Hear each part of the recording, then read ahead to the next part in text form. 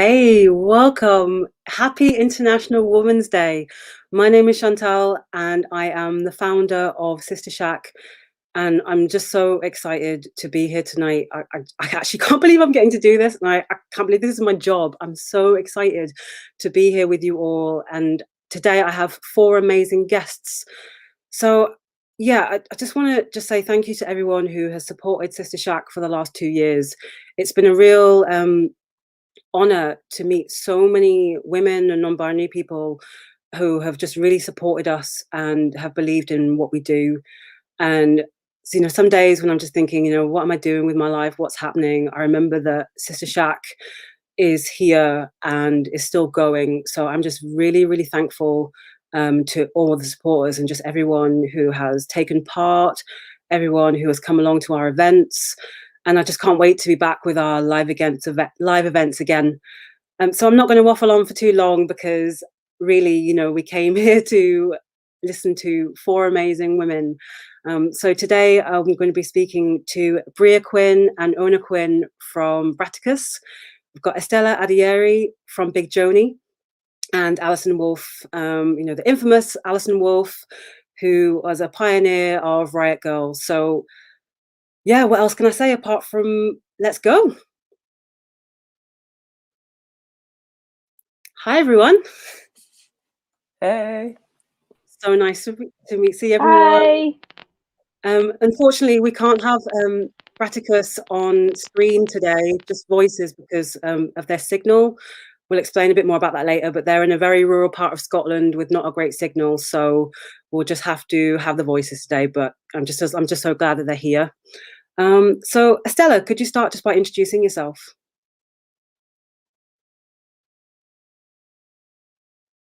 Oh, nope.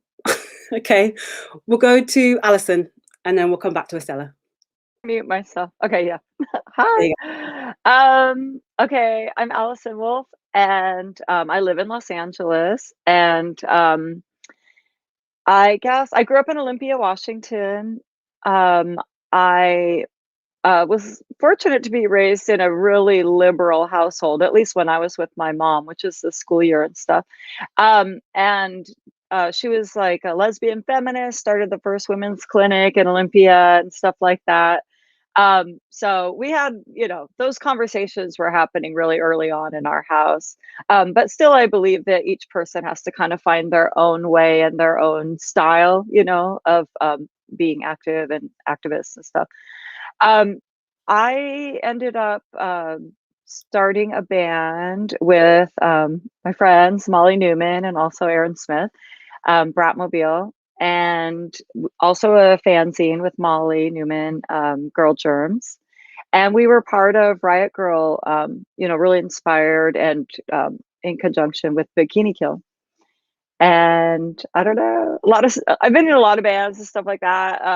And I was in Washington, D.C. for a long time. And I went back to school not too long ago at USC and to journalism school. And so, because I started thinking about how I really feel like we should be telling our own stories. And I wanted to kind of have the skills to do that. So now I do kind of podcast and freelance radio stuff here and there. And sometimes sing in bands, DJ, speaking. All-round Wonder Woman. And Estella, you're back. Could you just introduce yourself? Hi. Yeah, sorry, my Wi-Fi chose a really inopportune moment to drop out, but I'm Estella Adeyeri. As Chantal said, I play bass in Big Joanie, and I also play lead guitar in Trumpet. I've played in quite a few DIY bands in my time, probably not quite as many as Allison yet, but there's still time. And I also volunteer with a couple of organisations like Girls Rock London, which seeks to empower, like young girls, non-binary youth, and also trans youth when it comes to music making. And I'm part of the volunteer team of Decolonise Fest, which is a festival that was started for punks of colour by punks of colour.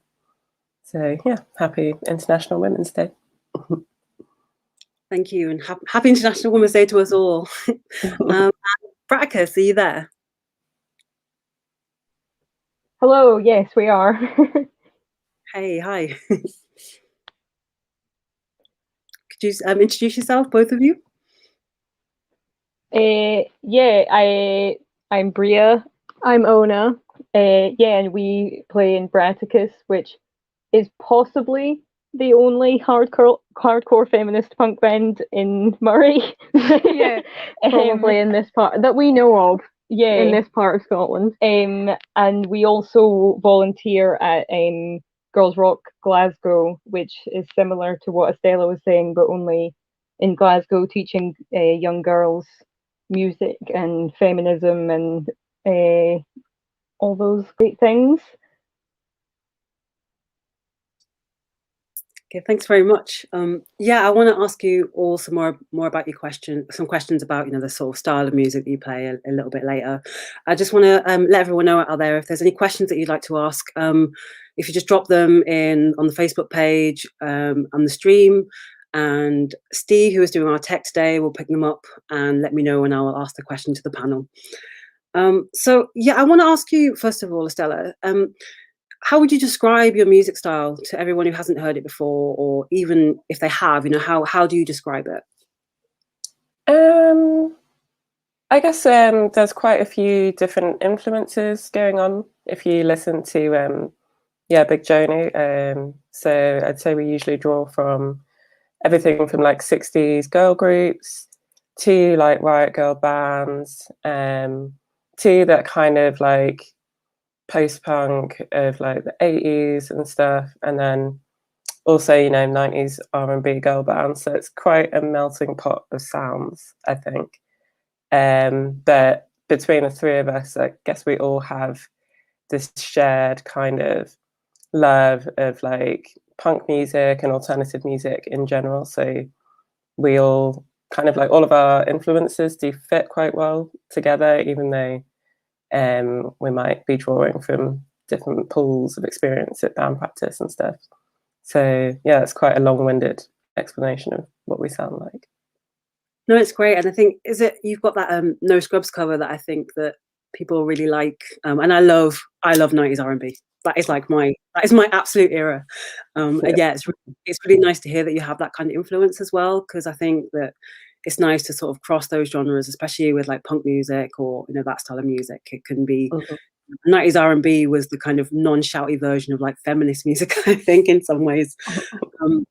Allison, as well, you've been in so many different bands, and yeah, you were a definite like pioneer of riot girl. What would you class your style as? It's probably, I remember seeing you years ago in when I lived in the Netherlands with Party Line, and watching you doing your stretches and your shorts, and it was just so much fun. Yeah, so I know you probably have a list of different styles that you can talk about. Yeah, Party Line was a fun band, probably the funnest band I've been at. Like, we'd go crazy on tour. It's pretty fun.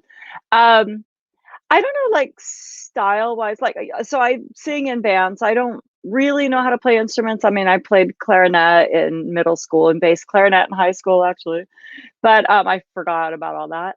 I think what was important for me when we started music was that just the super DIY aspect. I was lucky to grow up in Olympia, where with K Records and everything, that was like a thing, and to be supported by people who believed in that. Because when we started, we didn't know how. I'm not going to say this about Erin, because she was already like a guitarist who had taken guitar lessons, but Molly and I didn't. We were self-taught, right? Like, we didn't know how to play instruments and things like that before we started. And so my whole thing is just like, take the tools that you have available to you to have a voice and represent yourself. And if you have something to say, then you can say it. And it doesn't have to be professional. You can create your own style really out of that. And usually it's more interesting anyways. So, and of course I had influences like the Slits and the Raincoats, people who had a really different sound, and just kind of made it all their own and made it awesome and cool on their own. Yeah, I don't know. But I also want to say one thing. When I first saw Big Joanie, we played together. It was really great. And I remember thinking that you were art rock, like super avant-garde and everything. And I was just blown away. And it was definitely for me something more sophisticated that I felt like I knew how to do. But then I thought about it and it was like, but it's still also a DIY kind of art rock and avant-garde and whatever. So anyways. No, I love that. Some art rock. And I think, I'm a big fan of like arts activism. And I think, in any form. And yeah, there's that kind of style of music is definitely that. So all those styles of music are real activism. And yeah, I think, with Bratakus, I've never seen them live. They nearly came to play live in Newcastle where I am, but unfortunately because of COVID we had to cancel it. But I remember seeing them live on TV and just being like, whoa, like blown away. So Bratakus, could you kind of like talk about your style? No, so I keep giving you the collective name of Bratakus, but Bria and Ona, could you come in and sort of talk about your style? It's totally fine to call us Bratakus, by the way. We're kind of a collective unit by now.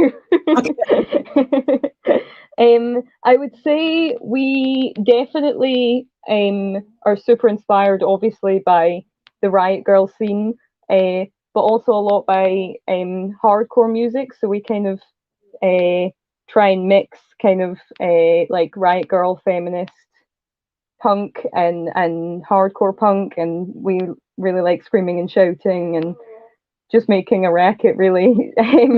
So I would say that is kind of the best way to describe. And then also, like, I think the drum machine adds a certain sound to our music as well.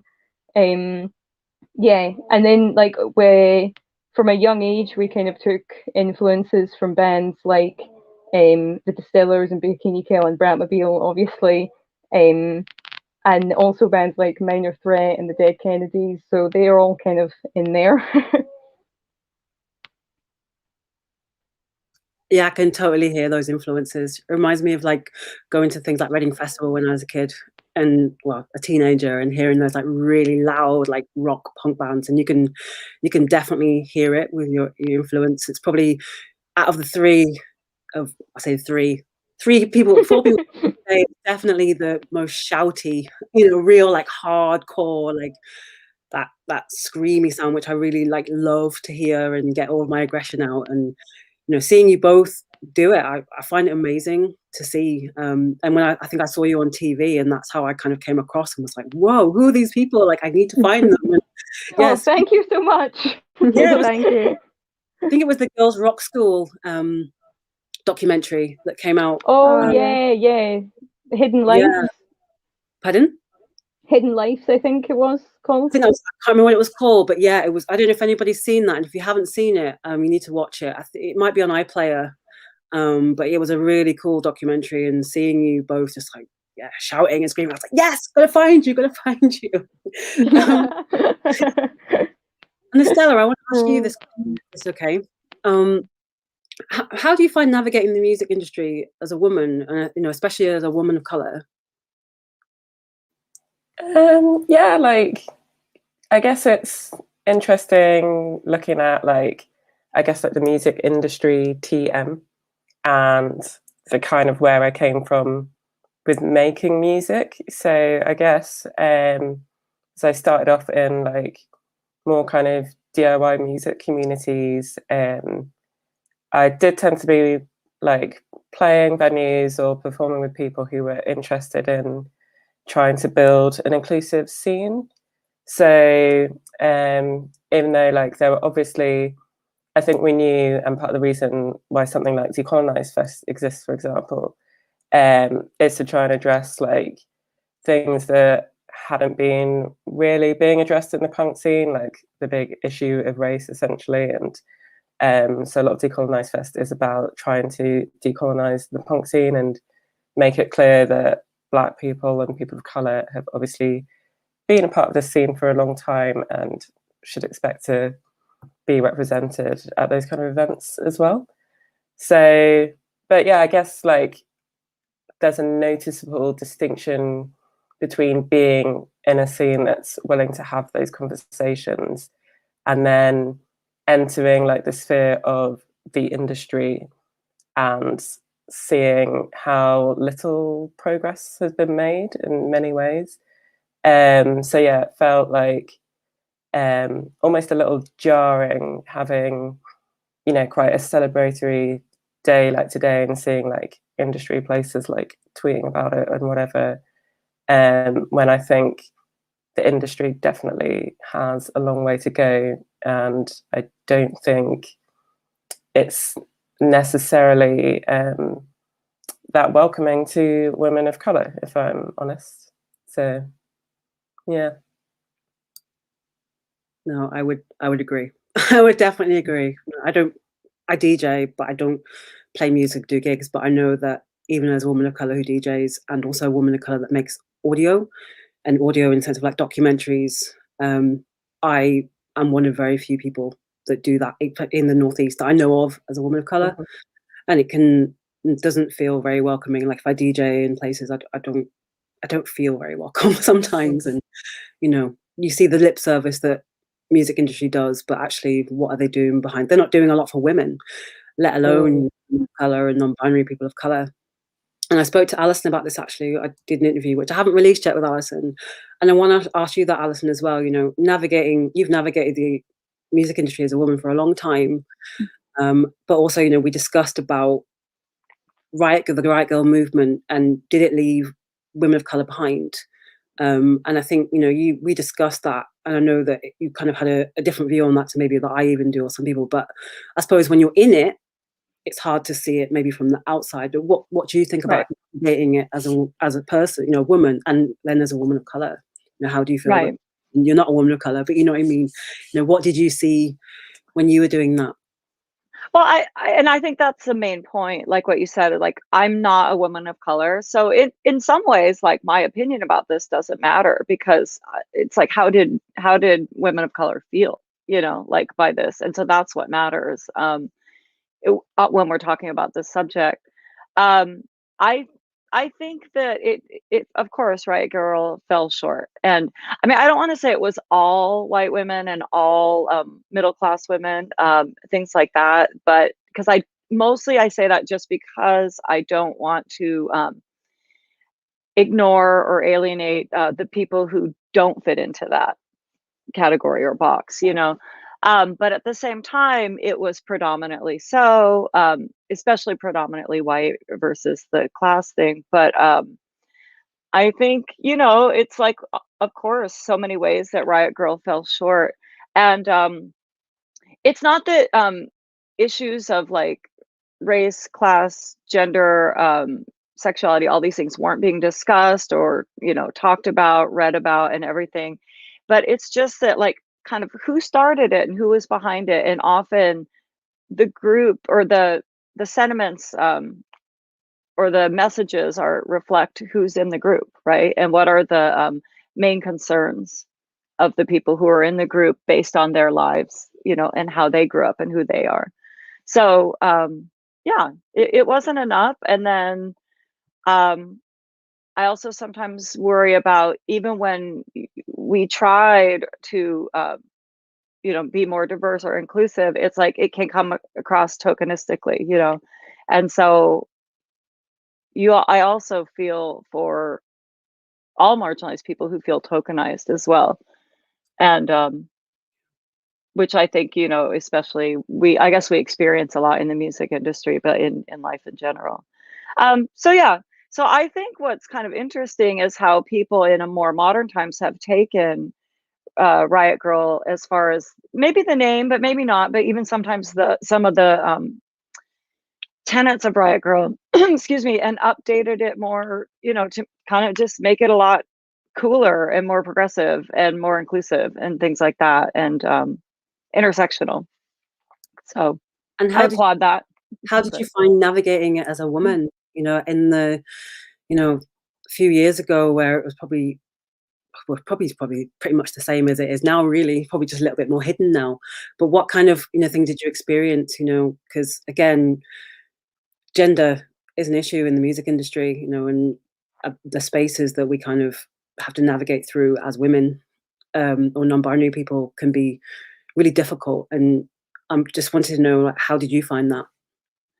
Yeah, I mean, definitely Riot Girl was a reaction to a lot of that stuff. And yeah, I mean, we, of course, as women going like, or just even going to shows in high school and stuff and later, I felt like an observer and not a participant, you know, and I think that that happens to all marginalized people in a lot of spheres. And I think it was a way of just taking what we, like I said, the tools that whatever we knew and could to have a voice. And it takes courage, I think, in the beginning. And it also probably takes like youth and at first, like you're just like, I don't care, the world revolves around me, woo, you know. But it's funny how some things have changed, but then they stay the same. So a lot of times it's like, even though we can have a voice and do all these things now, a lot of women in music and stuff, and there's a lot more representation now.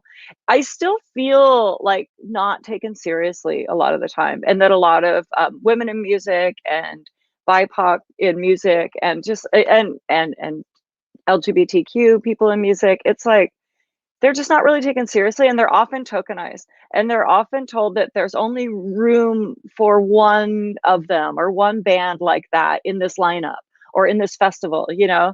And then also their images are taken and you often used to promote the festival or the show or the whatever. Yet they're usually paid less and they're treated more, they're tokenized, you know. But so, and I've found that with a lot of the people I've interviewed for my podcast too, the same story kind of happening over and over again, where they feel tokenized, but also kind of dismissed and not taken as seriously, and definitely not paid as much as like straight white male bands. So definitely hear that across the board. Definitely. And Bratakus, I mean, you're in a real rural part of Scotland. So, you know, and there is things to do with, like, you know, rural community as well, being marginalized and being left out of conversations, less access to things like going to gigs, less thought about, you know, how have you found navigating the music industry, even being in a rural part of Scotland? Yeah, we've definitely found that, like, you just have to get used to a lot of driving, because there's no, like, we've never really played any gigs like around where we live. It's like going to Glasgow, which is like 3.5, 4 hours drive from us, is like what we have to do basically if we want to play a gig. Yeah, because there's no one really puts any effort into creating a kind of music scene around here. Like, if we booked a gig here, I don't really, like, people, there's just not really a scene. So yeah, you just have to kind of work around that and know that if you're really passionate about playing music and you want to do it, you're just going to have to find a way that works. Yeah. And we just make really long, great playlists for the car. yeah, definitely. Just get used to a lot of driving. Mm-hmm. And I think as well, something to point out is the places that we live around, there's not very many like-minded people. And so, say we booked our local pub, everyone there is a gamekeeper and probably a sexist and farmers. It's you know, a lot of the land is used for farming. And so I think it would maybe be a bit scary to be playing animal rights feminist punk there. Yeah, that's something really interesting, actually, that you don't really think about. You know, we can think about it in terms of being like a person of color, or, you know, being a woman, but actually just being in a rural part as well, where you have to deal with maybe small-minded people. So, you know, you might be a woman, you know, a white woman who maybe have some levels of privilege, but actually, if you're in a space where there are not like-minded people like you know, you can face a lot of problems as well. And I think even being in rural communities, people don't really think about rural communities that much, or think about young people as well. You know, young people in rural communities having to travel. Can you drive? If you can drive, can you afford it? And then you go to these gigs, and being a woman, you'll be underpaid. So you're then doing it for the love, but you still got to pay your bills and, you know, pay your rent and pay for food. So yeah, I think being in a rural part of the world, people don't really think about that at all, or it's kind of like forgotten about. Even when you live in the north, of the northeast of England or the north of England. I think we kind of are quite forgotten about up here. But yeah, I wanted to go on to more about punk music and the sort of themes and activism. And yeah, Stella, I want to ask you about, your activism. You talked about decolonizing. Can you tell us more about the projects that you're part of? And, we've mentioned a few times of the things that you're involved in that are outside of Big Joanie. What other things are you could you explain that a bit more? Yeah, so I guess I got involved with Girls Rock London. They were hosting like a fundraising event that I was doing the sound for at DIY Space, and I just thought it sounded like such a brilliant initiative and like so necessary for young people as well.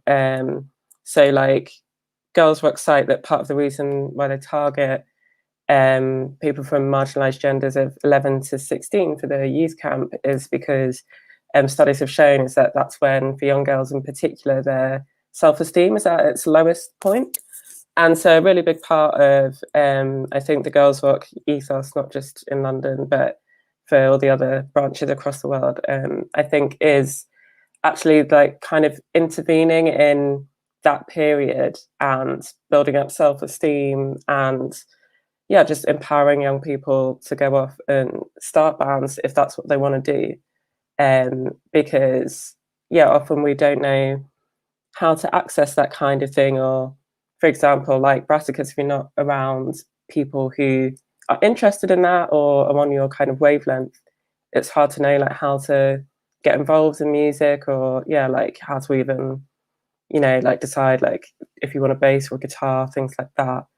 And there's just so many steps where you can be put off that trajectory. Like if you go to, back in the before times when we could go places, but if you go to like a guitar center or something and it's full of men like working there who kind of talk down to you because you don't know everything about your instrument, maybe that will put you off.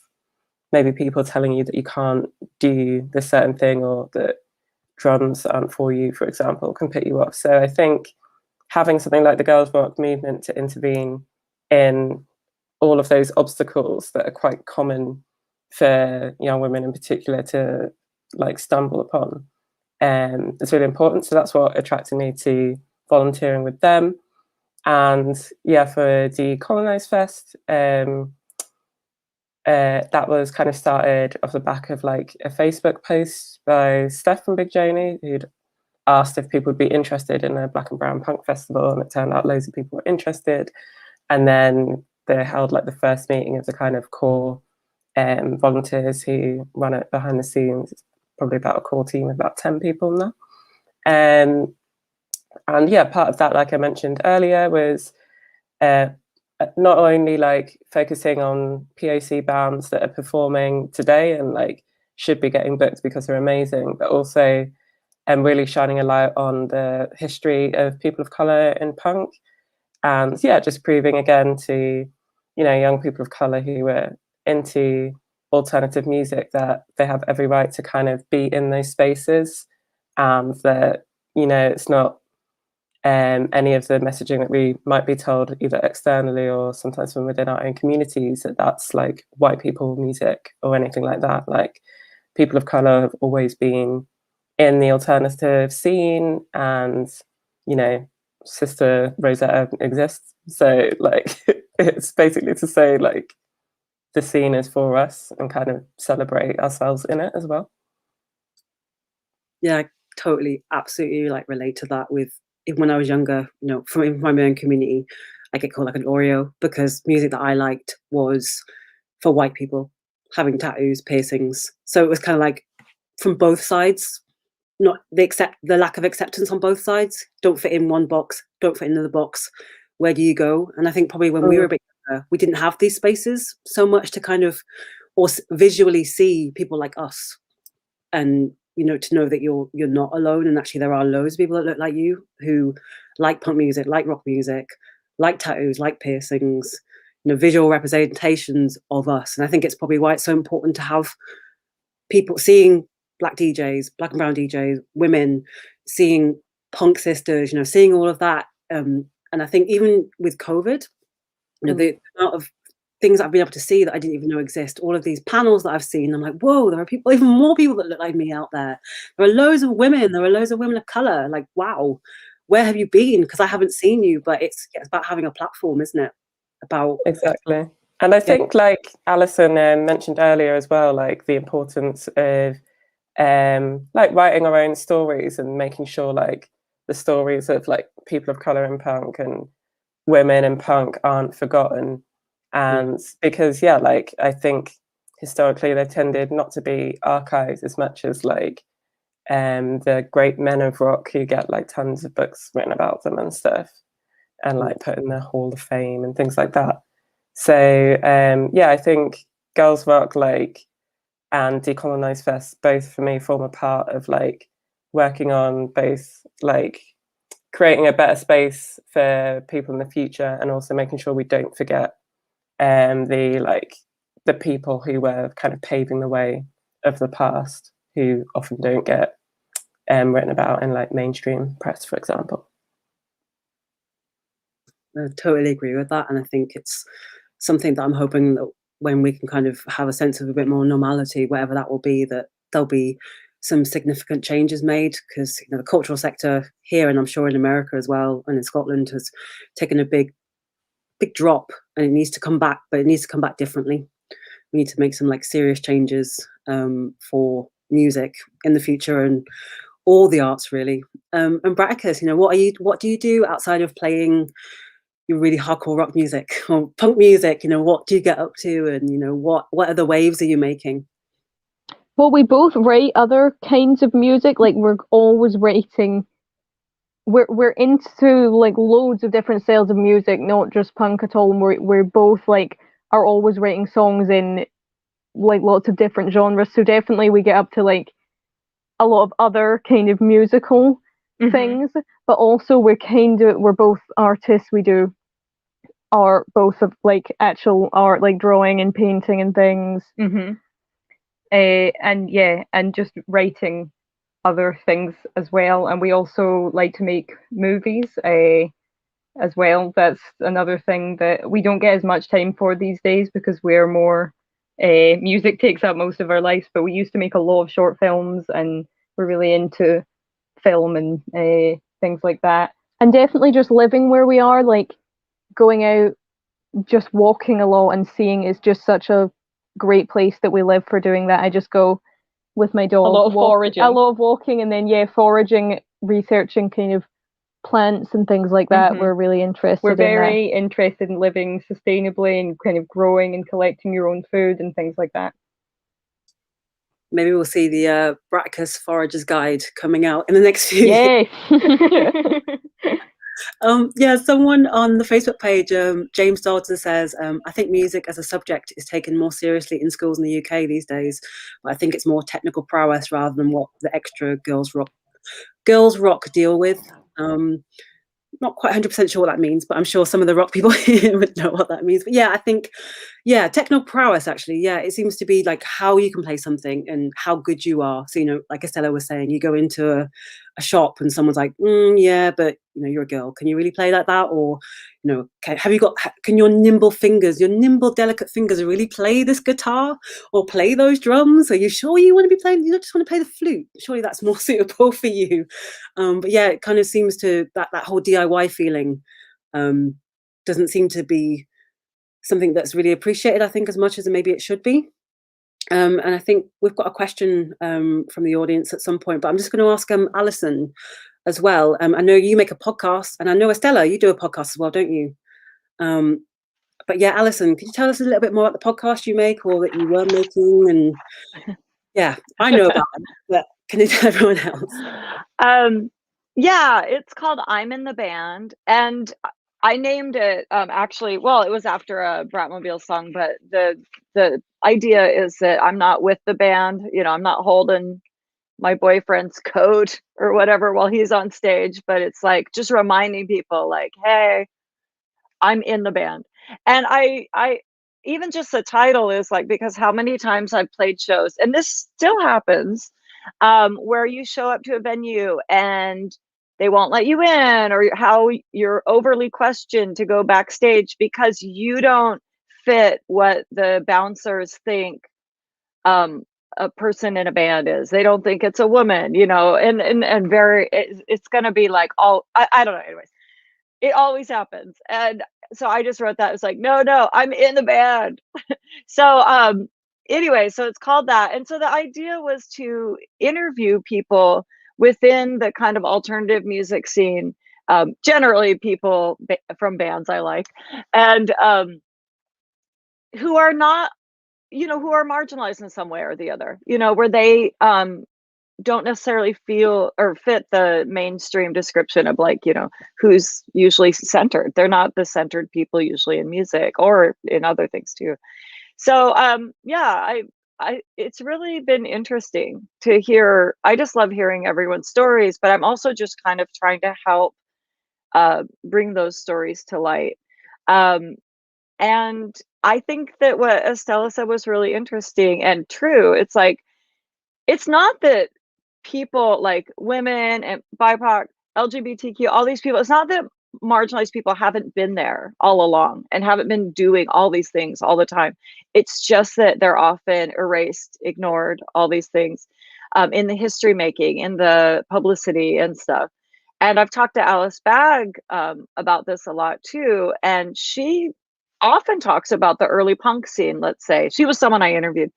And she talked about the early punk days in LA. And she was like, it was totally diverse and it was great. We were doing all these things. And but that's not who's remembered or who's written about very often. And so I think it is really important for us to be telling our own stories, or helping tell stories within our communities and stuff, or just stories that you think are important, and helping give voice to people who have been erased, but who inspired you. You know, these are all people who inspired me.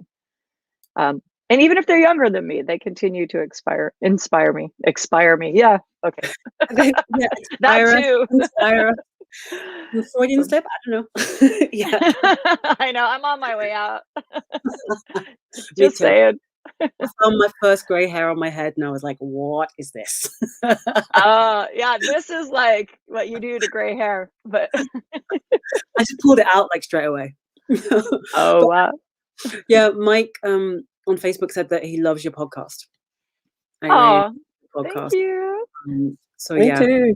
Well, I'm in the rules rather, but I'm sure that means he loves it.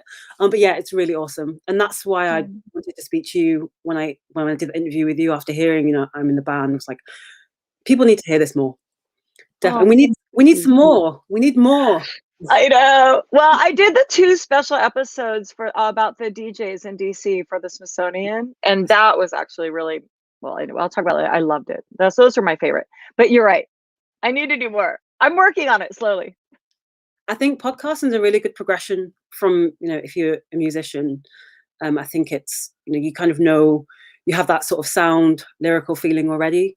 And I think bringing that to a podcast is a really creative way to kind of like move on, especially if you know you haven't got any gigs going on, or if there's things you really want to talk about. It's just another form of activism, really, isn't it? Like discussing things and getting out there and getting on a platform. And yeah, I love making podcasts. Just want to make more and more. I've got a question that came up from someone on Facebook as well. I think it was whose name it was. It was James. So he's asked, how did you find music and the arts was regarded during your schooling? Or Bratakus, the absence of schooling, ? So I'll go to Bratakus first, if you heard it. Yeah, okay, cool. Well, yeah, we were home educated, as James has pointed out. So we had music and art were really encouraged, and how we were encouraged to spend a lot of our day when we were children. So it was like our dad doesn't play any instruments, but both our parents have been involved in the punk scene from a really young age, and our dad in bands. So he always kind of, like he had loads of friends that would show me how to play guitar, and then I would teach Ona stuff on the bass, and we've kind of always been around music with our dad, practicing in our dining room when we were children and stuff. So yeah, and growing up listening to a lot of different types of music, listening to a lot of female-led music, definitely, which and I think in a way around the world kind of inspired us and kind of made us think, like, when we were starting a band, we'd been so used to hearing women play music, and that was such a kind of normal thing in our house that it wasn't like, I never had a thing in my head where I was like, oh, I can't be in a band because I'm a girl or something. Like, it was just encouraged in our house, like, and because and completely normalized. Our parents knew so many women who were in music. It wasn't until we started to be part of the scene we noticed the inequality, kind of, or like, I mean, we were aware of it. It's not like we didn't know, but yeah, it was just, yeah, it was never a thing definitely in my head where I was like, oh, I can't do it because I'm a woman, or I haven't seen women doing it or something, because it was always around me. We grew up in a little bit of a utopia. That's beautiful to hear, though. It's beautiful that, you know, I think if you've been through the education system, I mean, my partner's a lecturer, and she discusses this, you know, once you get into the education system, it just takes away that creative side of you. It kind of I mean, it depends on where you go to school, I imagine, or what country maybe you go to school, but it seems to just take away that creative side, or sort of teaches you that if you don't fit in this box, then there's nothing you can do. And, you know, Estella, how did you find schooling, particularly, you know, for the arts? Yeah, like, it's so cool to hear Bratakus is, I don't know if I'm pronouncing it right, but to hear their experience, and yeah, just having that exposure to kind of like role models from early on, and like women playing music being the norm. I think that's really great. I kind of went to standard schooling, I guess. But yeah, like, you could have like music lessons, and both like within the curriculum and like externally going and like learning a specific instrument and stuff.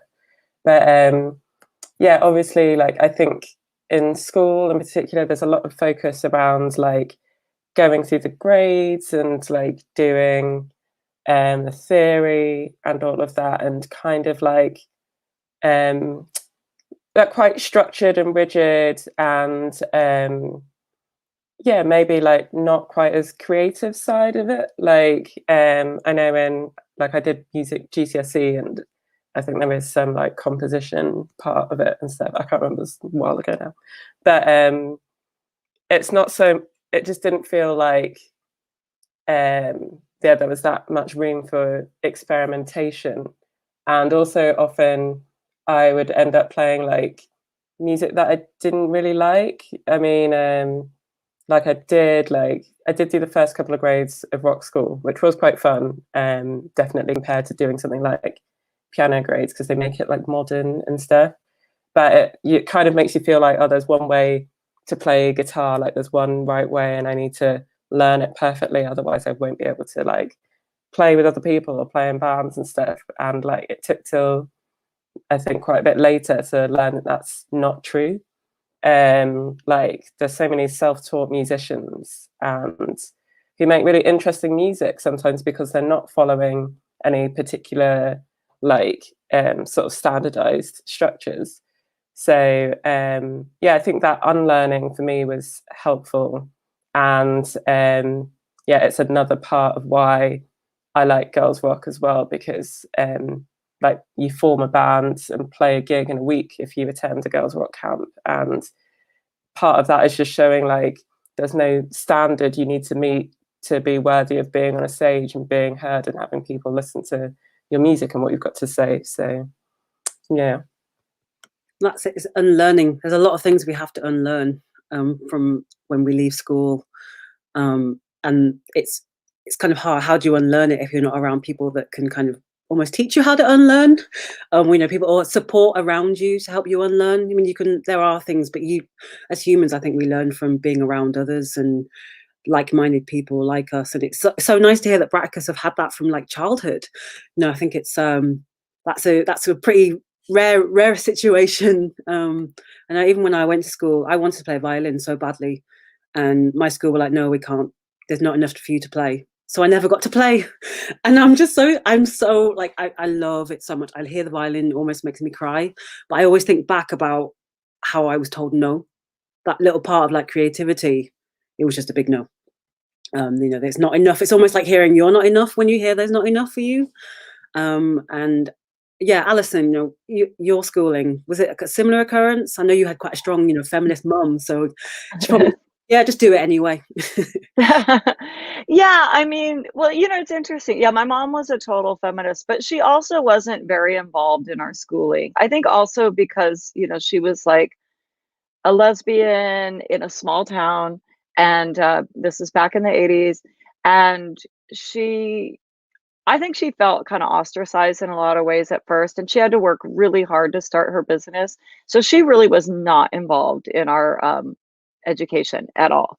And she's just lucky that me and my twin sister, Cindy, that we were just total nerds and that we just like studied all the time. And but it had nothing to do with her telling us anything of what to do or encouraging us in any way. But we were lucky to, you know, live in a small town, and sometimes there's more resources in that. It can be. And we had band class in, you know, middle school, high school. So and that was free, you know. And I think I'm trying to think about instrument wise. Well, for especially when I went to bass clarinet, the school provided that instrument. But yeah, most schools only had 1 or 2 bass clarinets. But that's an instrument that no one else wants, and that's kind of why I ended up there, because well, first of all, I wanted to be first chair. So if you're the only one, you're always first chair. Okay, that's telling about my personality.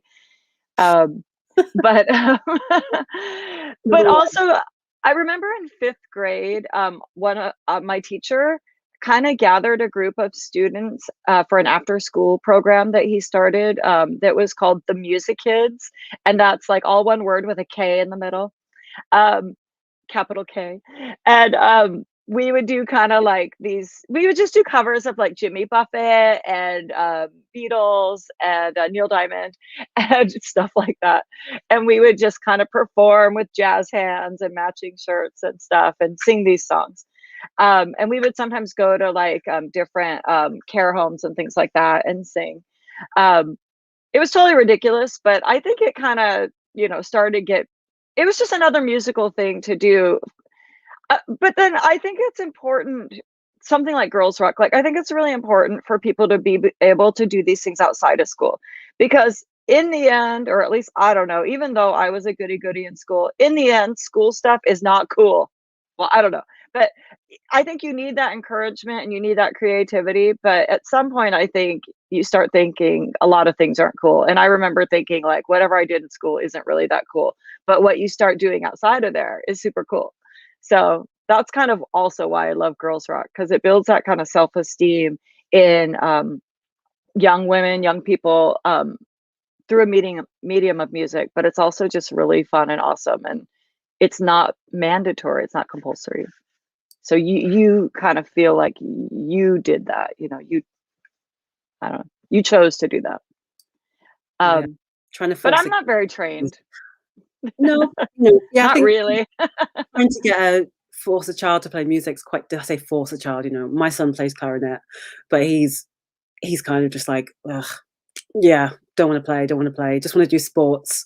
And then trying to get him to know that, you know, in the future you might actually just benefit from even learning to read music and play an instrument, and you can always pick it up again another time. But then I guess there's a lot of cost involved in doing stuff outside of school.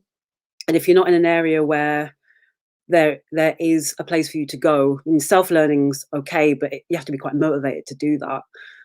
It can be a very expensive hobby. I could never afford to go to classes when I was a kid, so it was almost kind of like, yeah, it was impossible. All of these extracurricular things were impossible. And again, I don't know if schools would have to have that responsibility, or our governments, or whichever, to kind of nurture the arts and nurture music, because it's a really good way of just releasing a lot of stress and tension and creativity. And I would love to be able to afford for my son to go to music classes like every week. But yeah, the arts are just always underfunded, aren't they? That's a main issue. Something else to talk about maybe one day in the future. But I've got a question from Claire that I want to ask. This is more of a light question. As well as your own bands, do you have one recommendation for an artist or band that is on your repeats at the moment that we should all listen to? or maybe like to listen to? How about Bratakus? What are you listening to at the moment? What do you recommend? I would say an artist that I think she's extremely underrated is Julie Christmas. She was in the band Made Out of Babies, but she also does solo stuff, and she has got such an amazing, powerful voice and such a range from screaming to kind of ethereal singing, and really she's just really powerful and amazing. Yeah, and you listen to her and it's like, oh my god, how is she not more well known? It's crazy. She's so good, and she does such a variety of music, but it's all, I would say, really driven by like how powerful her voice is. She's great. Definitely we listen to her, like her solo album and in her band, on repeat most days. Cool. That Julie Christmas. I've not heard of Julie Christmas. Yeah, and the band's Made Out of Babies. Made Out of Babies. Good name. Yeah. Estella, you got anyone or any few that it's that kind of question, like, you know, it's like asking what your favorite film is, isn't it? Yeah. But yeah, so I was going to say, you know, having grown up through, I want to say, the era of pop punk and emo, and them being like heavily like male dominated scenes, I'm really excited about Meet Me at the Altar, who are like a cool new or like relatively new to me POC punk band from the States, like all women of color. They just make really, really great pop punk music, and they're the kind of band I'd have wanted to see when I was like 14, going to like pop punk shows and stuff. And yeah, they just have like great hooks, great singles, and just stand that band. Meet Me at the Altar. Okay, I'll check that out as well, because that's one I've not heard with an sign as well. Like, okay. They're very throwback about it. I like it. Bringing it back to the 20th century, or taking it back to the 20th century. Surfing the net, AOL, all that kind of stuff. Other internet providers are available. Alison? This is hard. Just like, one, just two, just three. They have to be a current band. So the problem is I'm listening to a lot of old stuff. That's fine. So, I mean, but I guess if you want to talk about bands that are at least more recent than the older stuff I listen to, it's like I love Downtown Boys, and I love French Vanilla, who's a band from here, from LA. But I listen to a lot of Slits, Raincoats, X-Ray Specs. Babes in Toyland was very, very influential to me as well. Kleenex, Lilliput, like I listen to that all the time. Actually influences me a lot with trying to write songs and stuff. I'm not that my stuff sounds like that. I can't, but I try a little bit. I've been listening to Betty Davis a lot, and actually there is a band that I think a lot of people don't know about, who I think is really amazing. You should check out, Matrimony. They were a band from Australia from, I believe, the late 80s, and Kill Rock Stars ended up doing a re-release of their album. I think it's on CD only, but and it's probably digital somewhere. But Matrimony, check it out. It's super awesome. Women, DIY, art, really artsy. I don't know. It's interesting. I really, really love it. So. See, that was a lot easier than you thought, huh? You're like, I don't know, blah, blah, blah. Oh, here we go. Here's like 20 different bands and singers you should listen to, like straight off. Well, I was taking notes while the rest are talking. But the thing is I really feel out of touch, though, with really current stuff. And part of that is probably not being able to go to shows for a year. But I don't know. Yeah, I'm bored of it now. I need to go to gigs. I took them for granted for so long, and now I'm like, oh, I should have gone to more gigs. It was never enough, but I need to go to more gigs. I need to go now. I've been my partner introduced me to a band recently, Black Pumas. I don't know if any of you have heard of them. I think maybe Estella might nodding ahead, maybe, but it's fronted by a man of color. But God, that his voice, my God, it's like, wow. And he happens to be playing in Glasgow. So Bratakus, you need to go and watch in November if we're allowed to, for sure. But yeah, that just in lockdown, I seem to have, I've been watching a lot of like Tiny Desks and that kind of thing. And yeah, just like, how have I missed all these people? Life kind of gets in the way when it comes to discovering new things. And yeah, being at home, I found that there's definitely a lot more time to kind of reconnect with music, even if you can't be playing. And I've got another question for you from the audience. What's the future for the women punk scene, and how can we use it for positive advocacy in the future? So, Bratakus, what do you feel like the future for women punk scene is, and how can we use it for positive advocacy in the future? I mean, that is a big question. Yeah, hopefully we'll just see a lot of positive change. I think something like volunteering for Girls Rock Glasgow has really kind of restored my faith in the kind of women in the music industry and everywhere it's going, because you can see so much positivity and so much kind of life and vibrance in what they're doing. And how when the girls are given a platform, how amazing we do. It's only a week long. It's 9 days, the rock school, but just like even in that short time, the amazing things they come up with in such a short space of time, when they're just given, like when people just listen to them and that they're just given a space to do it. Yeah, and to do whatever music they want to do, say whatever they want to say. So I think hopefully that is kind of building a new generation of passionate young women who are ready to kind of storm the music scene. Yeah, big boots already, I think, needs to be done. Estella?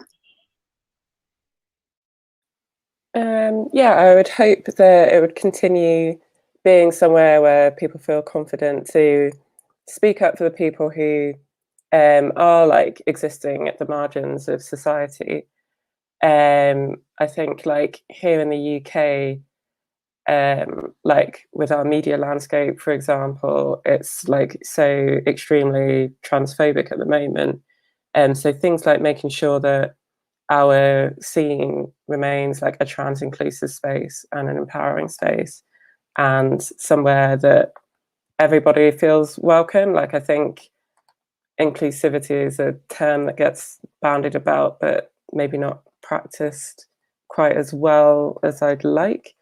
So I think just making sure that nobody's kind of like left behind, like for example as well, within this pandemic, like a lot of events have been accessible to a lot more people in ways that they hadn't been before, when we hadn't thought so much about maybe connecting people who can't go to something in person. And so I think it's really important to make sure that we're taking that aspect with us out of lockdown as well. And just keep kind of like pushing for a progressive scene, I guess. I would totally like agree with that. You know, in the pandemic, we've been able to have a lot more scope for people to join, but what are we going to do outside of that? And I was speaking to someone who runs a venue in Newcastle, and she was talking about how it's not good enough to kind of give out free tickets. How are people going to get there? You know, think about them traveling in, traveling out. If they're from a rural community, you know, if they don't have much money. So yeah, it's okay to kind of just go, oh yeah, come to the gig, but what provisions are you putting in place to actually make it accessible? And I think that's something that really we need to change, because yeah, poverty is very real, and if we don't change the way that we allow people to enter spaces, how can we have a kind of inclusive, diversive space? Inclusive and diverse are words that I just don't feel like I ever want to hear again after this year. You know, and just we need to come up with some new terms or something, because it's just those, you know, those buzzwords that these big organizations use to pretend that they're doing something, but actually they're not doing anything at all. Allison, I don't know what it's like over there, but you know, what do you feel like the future of the punk scene is? And well, I mean, I agree with you. I think that there's the importance of kind of DIY spaces and creating accessible and affordable spaces. Or, I mean, I don't know, everything's so expensive now. I don't know how you do it, but I don't know. Lately, I've been hanging out in an alley, like behind a bookstore, and a lot of people have been gathering there, and that's just been really important, just even for exchanging ideas, you know. But I think just maintaining or creating DIY communities, and kind of uplifting and promoting the things that are important within your community, and giving voice to everyone within the community is really important. And you know, like kind of that whole, you start in your own backyard first, you know, with your activism. But I also believe that most of the music stuff that we're all doing is cultural activism, right? And it's like there's so many different ways to speak out and to resist and to protest and all that, and everyone has their own style and way of doing it, and that's great. We need all of it. There's not just one way, or you shouldn't feel like, oh, I need to be doing this one way. Every bit counts and helps. So yeah, I don't know. And I think you're right. It's like not just speaking about inclusivity, diversity, things like that, but acting it and just being a part of it. And I think Girls Rock is a great way, like paying it forward. You know, I have volunteered at Girls Rock. I need to get back into it, but I think I felt like I wasn't the best counselor or whatever. So I only want to do it if I feel like I'm useful, but I love the idea of it all. And I think it's really important.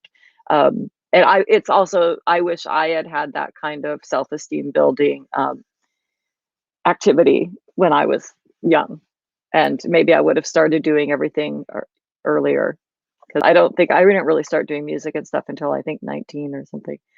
I also want to say I forgot a few bands that I wanted to say I thought were great. Go Yummy ahead. Fur. Okay, Glasgow, Yummy Fur, one of my favorite bands. And I also listen a lot to that. Every song's great. And my friend Nadia Bice, who is living in Brighton, everything she does is great. So check her out. She's in a band called Snoozers right now. Also, there's a band in LA called Clark and the Himselves.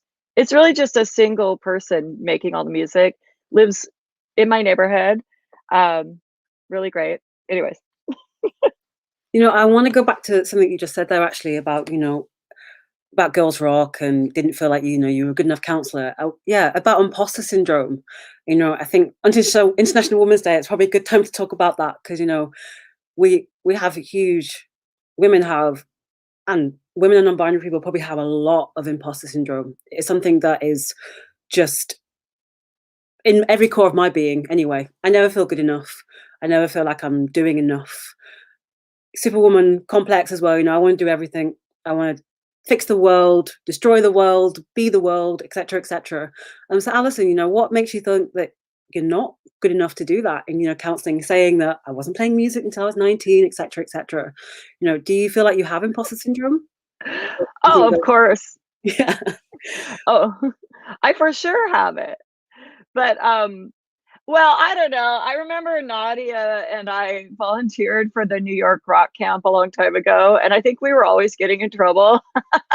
So I think part of the whole rock camp thing is that maybe I have a hard time working within the confines of the rules and stuff like that. So and sometimes I feel like some of the rock camps I've been involved in are great, and I'm so happy they exist.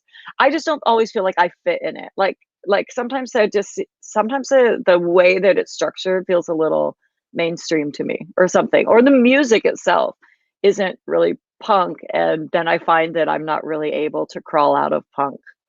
Or like whatever, it doesn't matter. It's great. But I do have imposter syndrome for sure.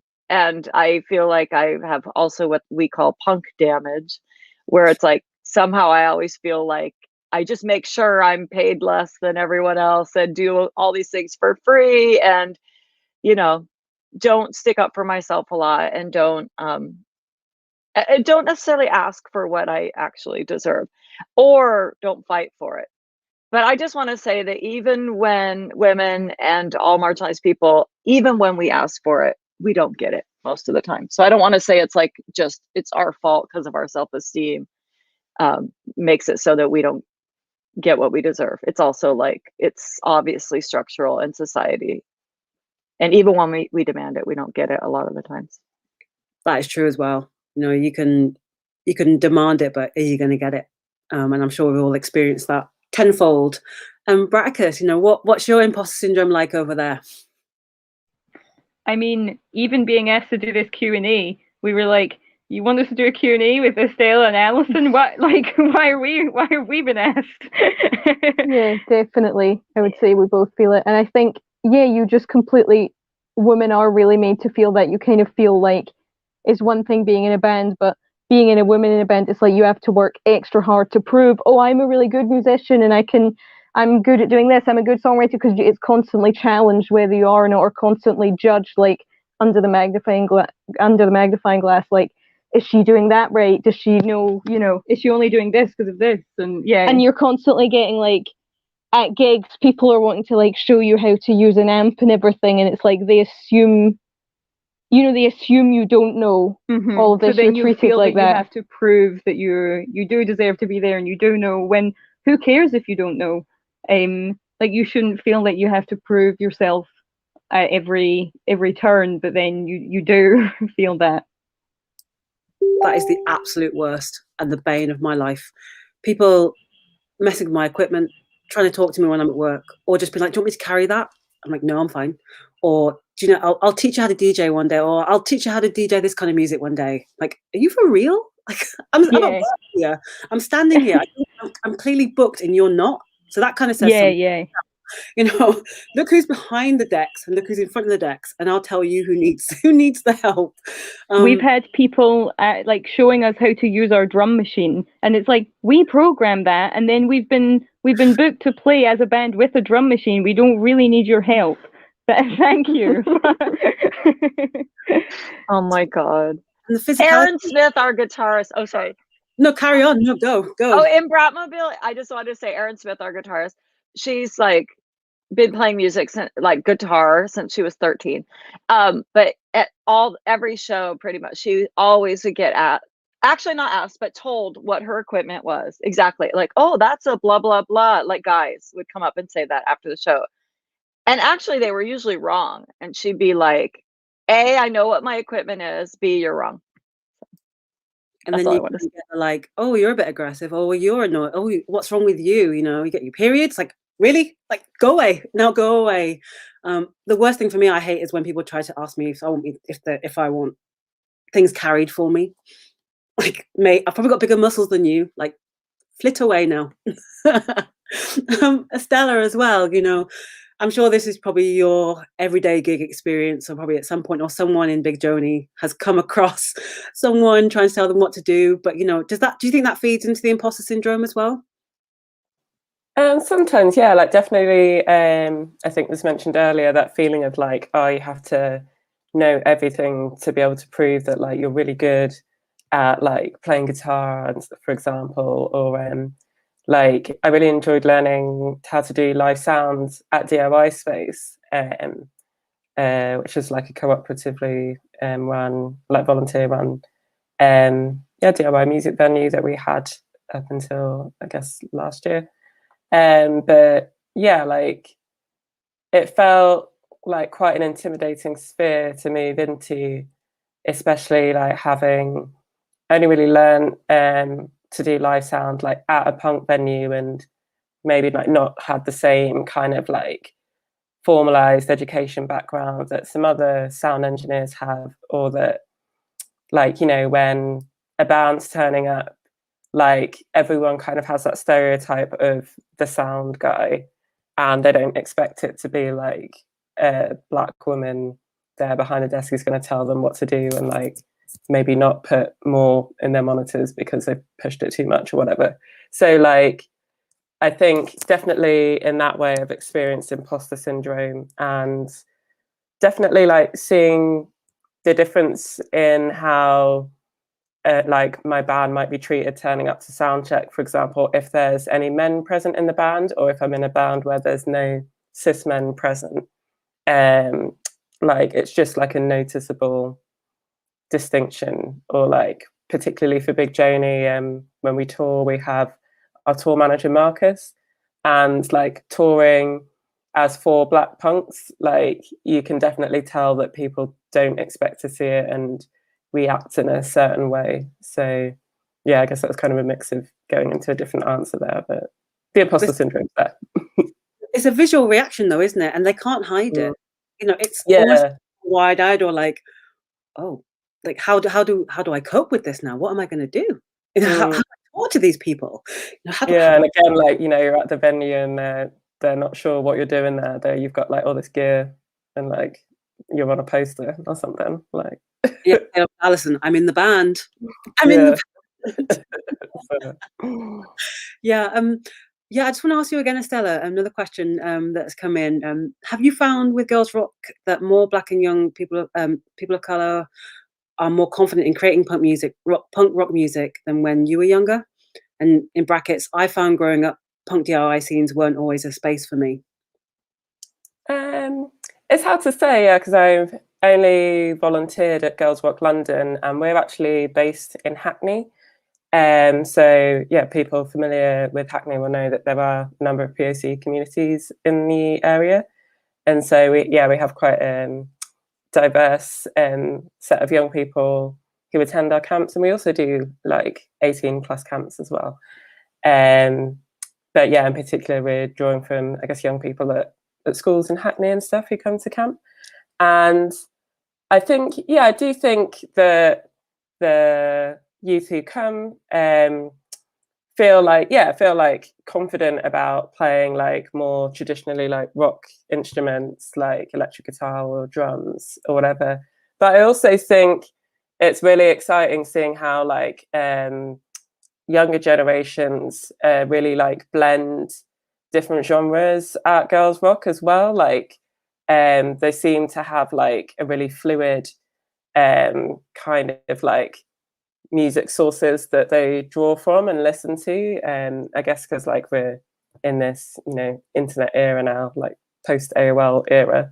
So yeah, I don't know if it's just like the wealth of access that they have, but like we use, for example, we use the instruments I mentioned, but also like synth and like a drum pad camp and well like a sample pad, and that produced like really interesting songs. Like the last year we were able to have camp, I think, is like we're definitely hearing and encouraging as well people to bring in their different influences, so they were mixing like things like punk with like other music they were interested in. Like someone was really into like kind of Spanish guitar music, and then also someone else had this like real like trap influence. So I'm hoping that like we're helping young people to feel like confident in creating that music, and I think we work very hard to make sure that people know that every genre is accepted at Girls Rock,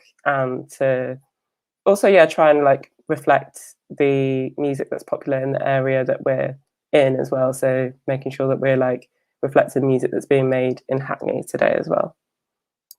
I really love that idea of like the mixing of punk with like other genres. I want to hear punk trap. That's like I'm going to be research. I've not heard any punk trap before. So it's like this is going to be my wormhole tonight when I'm on like, YouTube 12 o'clock at night when I should probably be asleep. That's like the best part about like Girls Rock is like the gig at the end of the week, because like everyone writes like a banger, and then we had songs that were just like cycling through genres, but it was like sick, and it's like, yeah, why not do that? So I don't know, I'm very supportive of like kind of what the next gen is going to do with music. Definitely, we've got like Bratakus in the room, are probably the young representation of like where punk's probably going to go. But Bratakus, I think you were talking earlier as well about you're into a lot of different styles of music as well, apart from just punk. Have you got any plans to kind of start infusing a few more styles into what you do? Definitely. I mean, I'm just about to release a solo project, which is it has a lot more different inspirations, a lot of like really old like 50s 60s music inspiration, and lots of different things. And we also are about as soon as the lockdown allows us, we are about to do a more kind of like harmony based kind of with our friends, like female singing harmony based band. And also I'd like to kind of to try and do something with Bratakus where we maybe infuse more kind of traditional music, traditional Scottish music into the punk as well, to kind of create just different sounds, because I think definitely music is something that should keep evolving and we should keep experimenting with. Definitely. Sorry, is it Bria that's going to be doing some solo work or no? Yes, it is. Sorry. Yeah, I can't see you. I was guessing it was you, but yeah, I just wanted to double check and make sure. I forget that we're a Black Abyss. Yeah, a Black Abyss, and then just like it looks like a little speaker just pumping every now when you speak. I should say, sorry, my solo project is called Hidden Mother, and there are 2 songs on Bandcamp if anyone wants to check it out. Hidden Mother, did you say? Yes. Okay, I'll have to check that out tonight again on more of my wormhole of music. Yes, I'm interested to hear the Scottish mix of punk. That's going to be some traditional like Scottish music mixed with punk music. I can't even imagine what that would sound like. Well, hopefully we'll be able to deliver it. I hope so. I'm sure you'll manage it like easily. Allison, where are some of your favorite places to perform around the world, even? Right? Yeah, I mean, like venues themselves or cities or places? Like, anything, venues, places in the world, a mixture of the both. Where do you miss? Where do you want to come to or go to when you can? Anywhere that's far away and that's new and awesome. And I mean, I that's what I love most about being in a band is touring. It's traveling, touring, seeing people, meeting people, and also being on stage and just being able to blab and be loud on stage. A lot of the other stuff in music is not as interesting to me, but that's what I want to do most. I miss obviously traveling anywhere. I love London. I like the UK. I really love touring Europe because you're treated well, you're generally paid well, and you are fed. And I'm a big fan of eating. So yeah, and right. And generally European food is way better than American food, and probably tends to be better than a lot of UK food. But yeah, so I miss that. I've never been able to go to Brazil, which I'd love to tour there, or anywhere in South America. I've also never been able to go to parts of North America, like Mexico, which I'd love to tour and play there. I would love to go to Eastern Europe. I mean, I guess I've been able to play in the Czech Republic a bit, which is fun, but I'd love to be able to do that. Also in much of Asia, that would be great, especially Thailand. I would love to play there since I used to live there off and on. I don't know. Everywhere. I'm open. Hopefully this is an advertisement. Someone bring me somewhere. Book me. Please. Book me. Australia. I love Australia. I've been there, but I would love to go again. So all parts of the world, you want to go anywhere? Yeah, please. Somewhere. Well, actually, you're already in the warmth, aren't you? So you don't need that. Oh, yeah, but I'm still a baby about it. I still prefer the sunshine. So, but yeah. I would love that. Some sunshine would be amazing right now. God, muted myself there. Estella, where are you missing? Where would you like to play? Where's your favorite places been? Yeah, like probably echo the sentiments about touring in Europe. Tend to have like a pretty good time there, and yeah, like quite a sweet rider as well, and like a proper hot dinner before a set. So that's always nice. I really have always enjoyed whenever we've been able to play Paradiso in Amsterdam. It's just like a really fun venue to play. Yes. And like I do miss like DIY Space for London, just for the community that I met there, and the things I was able to get involved in, like First Timers, which kind of has a similar ethos to Girls Rock about getting people to start bands. And yeah, it's where I learned to do sounds and like met a lot of people I'm friends with in the punk scene now. So yeah, that's definitely a place I miss, and you know, sad couldn't make it past the pandemic. I love the Paradiso. I lived in Rotterdam for a while, and yeah, we used to travel to Amsterdam and go and watch gigs. And the Paradiso was where I saw like Jill Scott. I love Jill Scott, and I saw her there. And I saw, I think, so many other bands that probably don't even exist now. But yeah, it's just an amazing venue, absolutely. And I really like I haven't been to a lot of Europe, but they seem to have a lot of their gigs going on and lots of good venues. Unfortunately, the Northeast doesn't have so many. Well, Newcastle doesn't have so many. Allison's got a hand up there. Teacher, I just want to say, when Bratmobile played Paradiso, well, we played the upstairs side room or whatever, people were throwing shit at us the whole time. I just want to say that. Really? They were throwing coasters at us. It was when we were touring with the Donnas. Okay. But just had to put that in there. But also, I want to say that when we toured Europe with the Donnas, okay, this was like late 90s or something, but we would check out in Europe, we would check out the bathrooms. And then if it was a clean, nice space, that meant it was a Donnas per night. Like everyone loved the Donnas, all the fans. And if it were like the nastiest bathrooms or squat or whatever, then we knew it was going to be a Bratmobile night. I like that. That's a good distinction. Actually, when I lived in the Netherlands, it was every man for themselves, a coat, like going to get your coat afterwards. Everyone just turned nasty. It's like a nice gig. And then as soon as it was out, it was like, no hos bars, people climb over you, push you out the way. There was just no rules. Everything was like, go, go, go. I'm sorry to hear that happened to you. Oh, and shout out to DIY Space for London. I love going there and playing there. I need to move to London. Well, I don't want to move to London, but yeah, everything happens there. I will say though, like I do miss Glasgow for gigging as well, because whenever we go on tour and like stay in Glasgow, it's always a good night, and there's so many great bands up there as well. So like, fair play, like got to go back to Scotland. I've not been to Glasgow yet. I've not been. I agree. Yeah, they get the best revenue. Bratakus can tell us more about it, but I feel very positive about the Glasgow scene. Yeah. You need to say some good things, Bratakus. Do you miss Glasgow? And you know you're gonna party, like you know it. Bratakus, how's Scotland? Where do you like to play? Glasgow was definitely probably our favourite place to play in Scotland when we could play.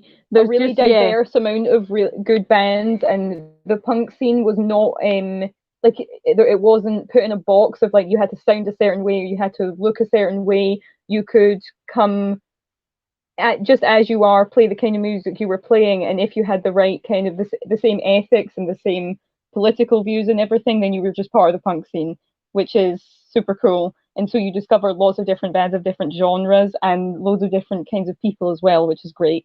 Do you want to talk about our favourite places to play?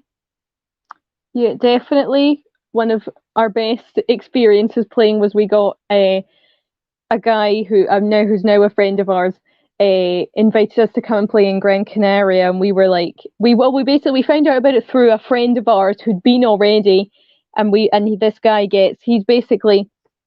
he's originally from Spain and now lives in Gran Canaria, and he's like a punk who moved to Gran Canaria and was like, okay, there's no punk gigs here, this is rubbish. So he's basically I'm gonna single-handedly make a punk scene. Yeah, and he has completely, and he flies bands over, like it must be every couple of months, every month, or well, not anymore obviously, but that is what he did. So he flew us over, and like we stayed in his house. He has a lovely house that's like 5 minutes away from the beach, and he is also a really great chef who's vegan as well. So he cooked us amazing vegan food every day, and then took us out. Like a dream where you were like, "Is this reality?" Yeah, he took us out. Like he hired a car and took us out sightseeing, and then we played. He got us over. Like last time we went over, we've been over a few times now, just because it's great going over, and he's a friend of ours now.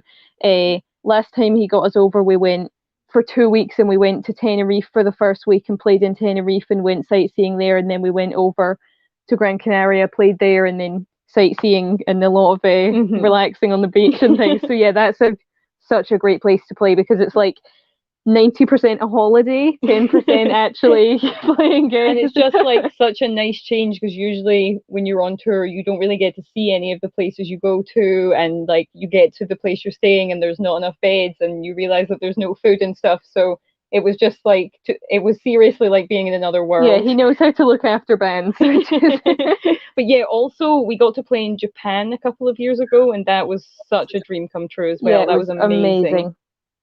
Definitely, that's probably two favorite and also places. Scandinavia. I loved playing in Scandinavia. That was so cool. We got to play in this festival called Pintala Festival, and it's in this forest in Finland. It was incredible. You sound like you've had the best touring experiences ever. We've had some stinkers as well. We've had a lot of bad as well, yeah. Japan, though. Japan is like my dream place to go in the world. Yeah, it's so, and as soon as you're there, there's no mistaking that you're in Japan. Everything is so Japanese and so like amazing. Yeah, so great. Okay, I'm going. Next place. You should. Sorry, Allison. I can see you hovering there. I wanted to give a shout out to Sheffield Delicious Clam. Sheffield Delicious Clam. Okay, I think that's what it's called, right? That was one of my favorite places to play when Dubai and the Wolves toured in the UK a few years ago. No, I feel like you get like London, you get Manchester, Sheffield, Leeds, Glasgow. Everything bypasses like in between those places. And I'm like, living in Newcastle, I'm like, where we get some gigs, but like it just seems to be like all the people that I want to see just kind of go Leeds, done, let's move on to Glasgow.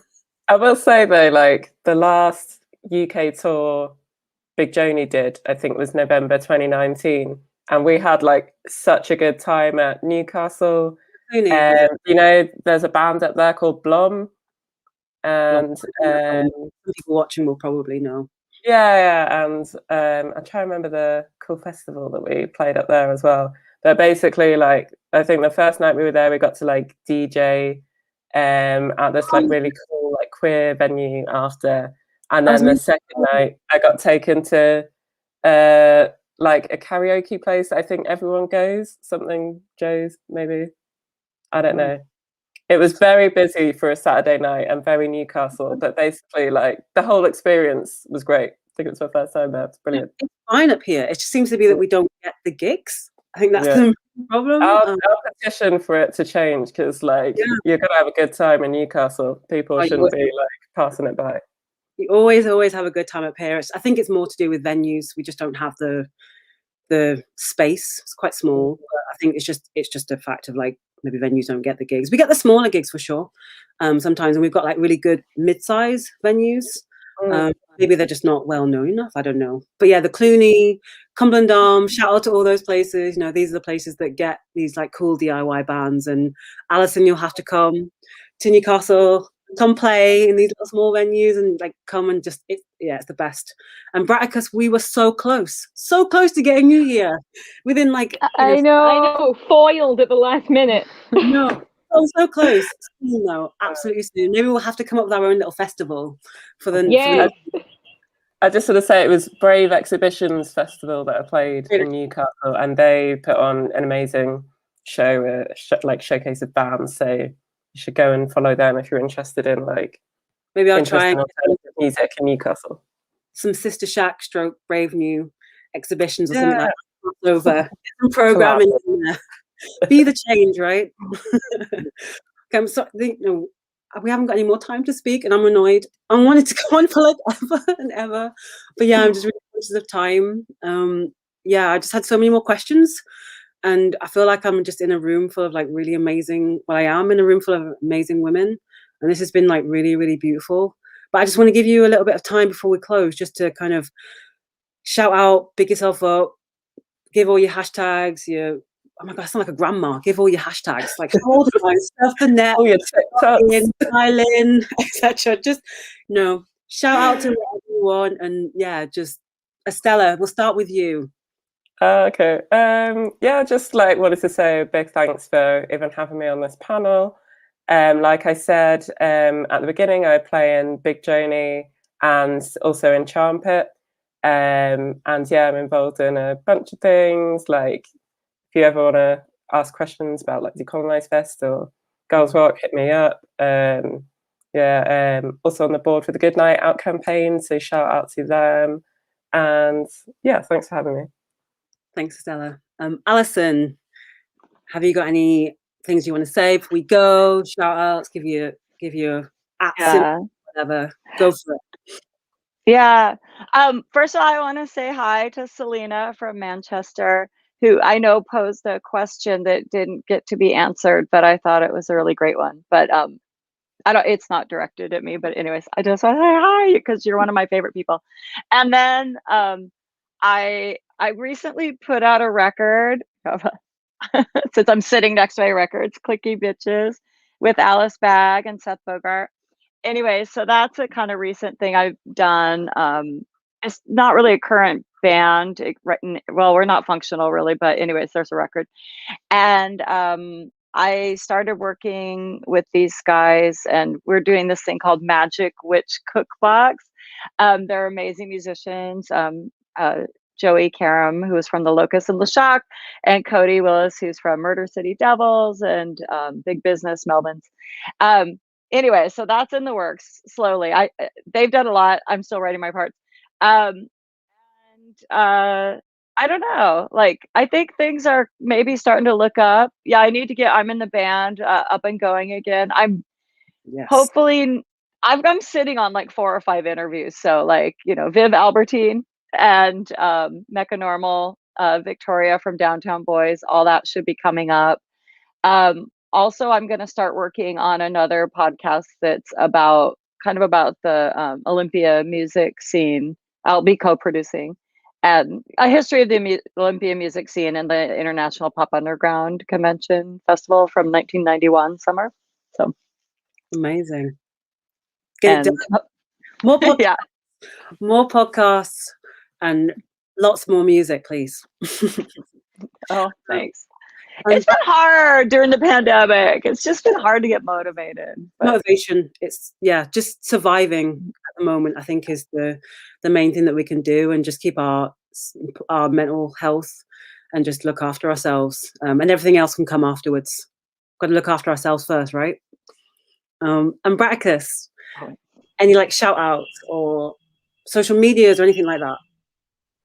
Well, you can find us on Facebook and on Instagram. We're really, really bad at keeping it updated, but we're there. We're working on our new album right now, and we're about to might have a single. Yeah, we're about to release a single called Real Men Eat Meat. That'll be out soon. And as I said, also, I'm working on my solo project, Hidden Mother, so you can check that out as well. And we are also working on a vegan cooking zine, Brat's in the Kitchen. So we've got all that going on. And you can see, we will update our social media eventually. Yeah. And we'll put everything up once we do it. Mm-hmm. Almost with the foraging. Yeah. We have to fit in quite a lot of foraging in between all of that as well. The snow is only just melted here, so there's not much foraging we can be doing right now, unfortunately. Yeah, we have to everything. Even like with planting a garden, it's like so much later than when everyone else is doing it because we live so high up. Like even our friend who only lives like 40 minutes away, her garden, she can plant her garden. It comes up so much quicker than when ours comes up. Yeah, that's what happens when you live on a hill. Yes. But thank you so much for having us. It's been great. We're honoured that you asked us to take part. Yes, definitely. It's been lush. That's all I can say, really. My favourite word since moving to the Northeast, just everything's lush. It's great. Like, it's just been so nice to be in a virtual room with you all. Yeah, I just think we've had some really good conversation, and I'm just really proud to be around sisters. Just absolutely emotional. I've been really nervous today and really anxious, and I think it's mainly because it's people that I really respect and look up to, and I think that it was really well timed to have you all come and just chat and connect, and I just want us all to keep in touch, and just one day maybe we'll do this again, but in real life this time. That'd be really awesome. But I just want to say thank you to everyone in the audience as well, and you'll be able to watch this again. We're going to post it on YouTube. It's going to be live available again, on Facebook to watch. And this is pretty much the end of the Sister Shack events. We've got our 2 artist spotlights on our website. If you go to Sister Shack or sister-shack.com, and you can see 2 artists that we're can't speak. Sorry, brain's gone. We've got 2 artists on our website. Go and have a look. They're amazing, and you can look at their artworks. Maybe go and buy some artworks as well. But just thank you to Steve as well, who's done our tech today. It's really appreciated, and I'm just really thankful to have so many people in the Northeast that are willing to support and beyond Sister Shack. And thank you very much, everyone that's tuned in, and everyone who's going to be watching again. Thank you so much as well. And If you want to support Sister Shack a bit more, you can go to our website and buy us a virtual coffee, and that will help us sort of pay for our events in the future. And hopefully we'll be back soon doing live events again, because I really miss them. And yeah, I miss having that human connection. I'm sure we all do. But thank you to Estella and to Allison, who I think might want to say something again before we go. Oh my God. I'm sorry. I need the real coffee. But anyways, because I haven't woken up yet. But I just want to say thank you, because you're really amazing and doing amazing things, and you've really inspired me. And also to Estella, as you know, Big Joanie's like one of the bands that I should have mentioned, because totally awesome. And and they're current. Also, Bratakus, I'm excited to get to know more about your music and everything. So I just want to say thank you to all of you. That's all. Thank you. Yeah, get to know Bratakus. They are loud and they are here and they're awesome. And it kind of, seeing them on Girls Rock, the documentary, it kind of ignited my old rock self, that part of me that I think I kind of like pushed away, or you know, whatever happened, or my 90s R&B queenness came back out. But yeah, seeing Bratakus, I was just like, whoa, yeah, definitely I just need to hear everything about them like straight away. So yeah, it's so nice to see like I'm saying, sound like a grandma again, but like, you know, the younger generation like really coming up and like changing some things and doing some things. And yeah, all of us just learning from each other is like really important and essential. But again, just thank you all. It's been wonderful. And I hope that you Allison, have a nice day. Estella and Bratakus, have a nice what's left of the evening. And yeah, thank you again to Steve. So goodbye to everyone. Bye. Right, thank you. Thank you. Bye. Thanks so much.